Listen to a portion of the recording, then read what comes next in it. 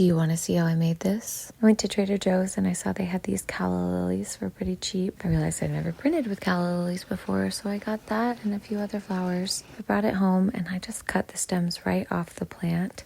Then it was time to coat the paper. I got a big sheet of watercolor paper and I traced this oval shape with a embroidery hoop and a pencil. Then it was time to mix and paint my chemistry. I mixed together part A and B of a liquid cyanotype solution, and using a cheap craft sponge, I paint the chemistry carefully into the shape I have traced. The trick is to get the chemistry on in one single coat. You don't want any pooling, puddles, and you really don't want to have to go back over any of the marks you make twice. That will just build up the chemistry and make your exposure uneven in certain spots. So I just carefully work into the center of the paper, moving around as little chemistry as I possibly need to coat the entirety of the shape. When you've finished coating, set it in a dark place, preferably a room with no windows or a drawer, to ensure that there is no exposure while it dries. Once it's dried, you can start to work on your arrangement. Here are the stems I've cut off of the calla lily plant, and I take my time with this part. To me, this is the art. This is the composition. This is the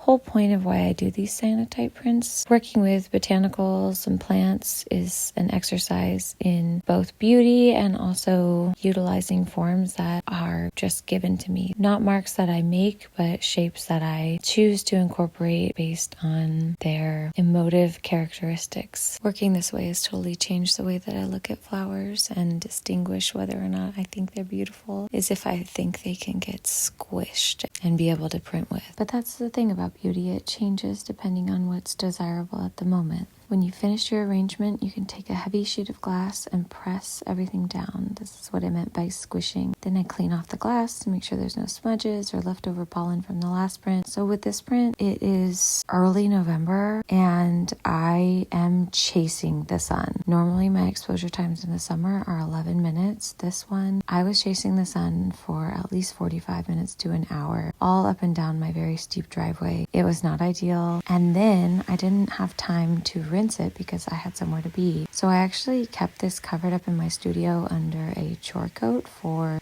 3 days maybe. And in that time, it oxidized a lot. So that's why the blue has shifted so much into that very indigo color. So usually this is a much more dramatic moment when I add the splash of hydrogen peroxide. I was happy with the print at this stage. I thought it was really beautiful and different, but as soon as it dried down, it looked like this. Clearly, I didn't get a long enough exposure, and the oxidation of the print really tricked me to think that it had been exposed long enough. But that's why I prefer to print in the summer.